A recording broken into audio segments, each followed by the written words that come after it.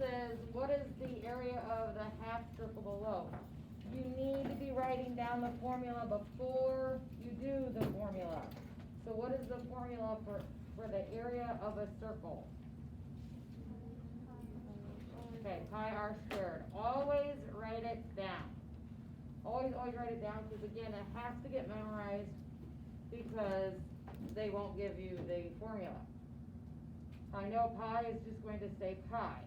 If 8 centimeters is from here to here, that's the diameter, so what is the radius?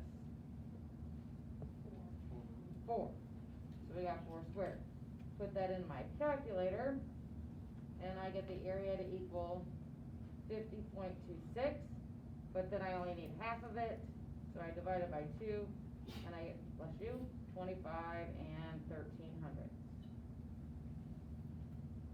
Number 2, we need to know how to find the volume of a cube or a rectangular prism, and that's length times width times height.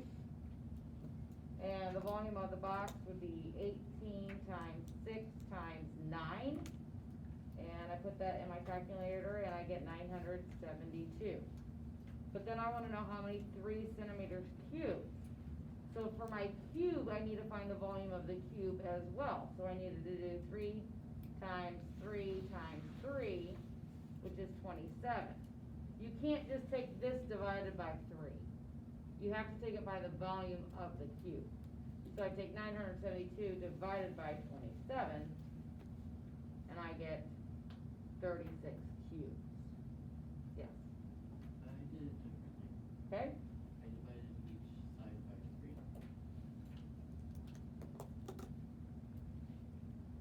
And then I multiplied it.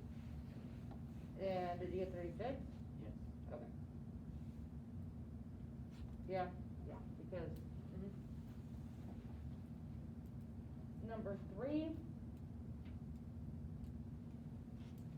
what do we call the angles that add to 90 degrees?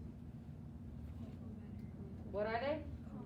Complementary. You have to be knowing that term. If you don't write it down. Complementary angles equal 90 degrees. So then I have to add them up, so I have 6x plus 4 plus 4x plus 6 equals 90. Combine like terms first. So I've got a 6x and a positive 4x, which makes 10x. Then I have a positive 4 and a positive 6 would make a positive 10 equals my 90. Then I can subtract 10 from the side, or adding the additive inverse. So I'm left with 10x equals 80. Then I divide by 10, and x equals 8. Finding the missing angle, what do the angles of a triangle have to add up to? 180. So I've got 70 plus 55 is 125. So then I take 180 minus 125, and I get 55 degrees.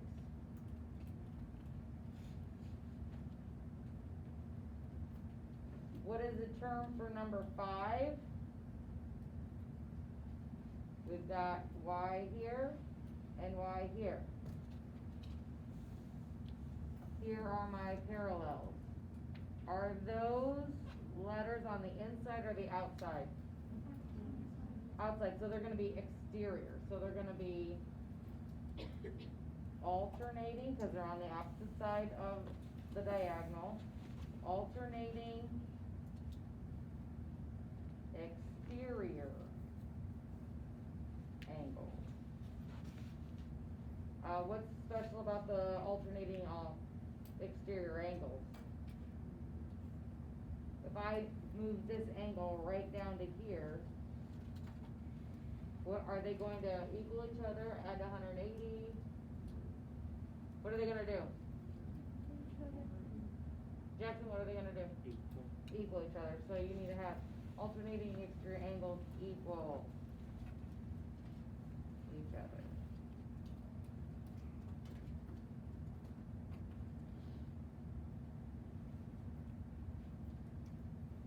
Right. Which statement is not true about the dot plot to the right? So we've got two dot plots. We have the Spanish club and the French club. These don't have numbers underneath of them. But what you do is you assume that they're the same numbers as the bottom one. Does that make sense? You guys understand that? Okay. So the first thing says the French club has a greater mean than the Spanish club. So I would actually have to find the mean of both the French club and the Spanish club.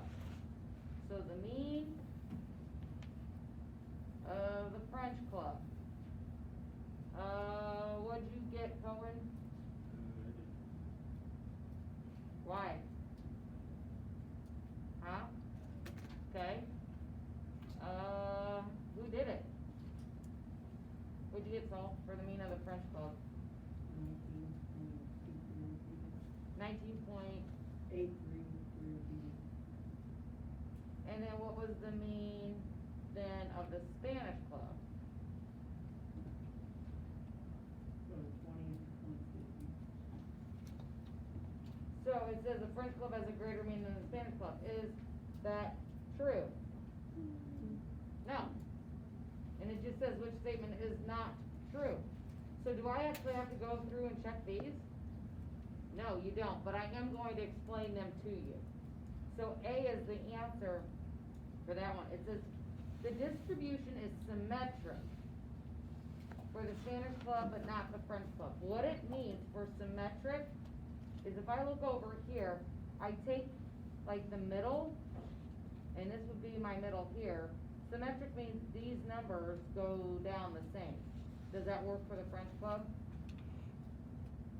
No, but if I look here, here's the center for the Spanish club.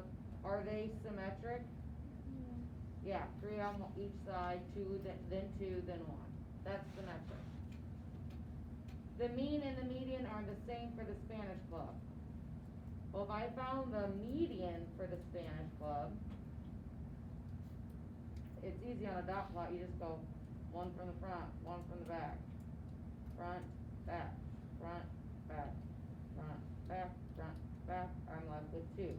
So I have 20 and 21. So the median, you add 20 plus 21, which is 41 divided by 2, and that would be 20.5, so that is true. The Spanish club has a greater median than the French club. Well, I better find the median for the French club now. Front, back, front, back, front, back, front, back, front, back. These are on the same line, so it's still just 20. But the median for the Spanish club is 20.5, so it is greater than the French club. Does that make sense? So A is your final answer for 6. But that way you guys know how to do those. 7. John surveyed his school to find a preference on the school mascot. He asked everybody on the football team. Identify the population in this situation. The population is really, where is he getting the people he's asking? So where is he getting the people that he's asking? The school. So, for number 7, the population is school.